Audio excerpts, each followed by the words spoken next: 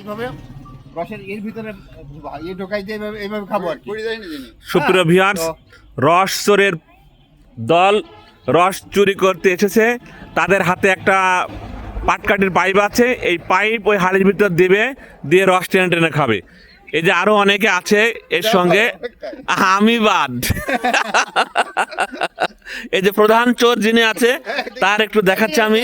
হ্যাঁ, রস চুরি করছে মকবুল, রস চুরি ভাই কালকে সন্ধ্যাবেলা আসছি যে এখানে রস পাওয়া যায়, এই আজকে প্রস্তুতি নিয়ে ওই সেই জায়গায় আসছি খাবো। হ্যাঁ, এবং আমার চুরাশিয়ান বন্ধুরা আসলে ছোটবেলায় হয়তো তোমরা অনেকেই এইভাবে করেছো, আমরা সেই স্বভাবটাকে এখনো তুলে ধরতে চাচ্ছি এবং এটা আমরা এখনো ধারণ করতেছি। এই দেখো আমরা আজকে খাবো। আচ্ছা, আমরা দেখছি এই গাছটাতে সে রস চুরি করার জন্য প্রস্তুতি নিচ্ছে। আশা করি তার এই প্রস্তুতি সফল হবে। পাশাপাশি পর্যায়ক্রমে এরা যারা আছে সবাই চুরি করবে। যদি ধরা না পড়ে, তবে ধরা পড়ার সম্ভাবনা এখানে অবশ্য কমই আছে।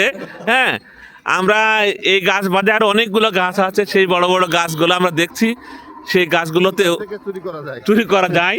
হ্যাঁ,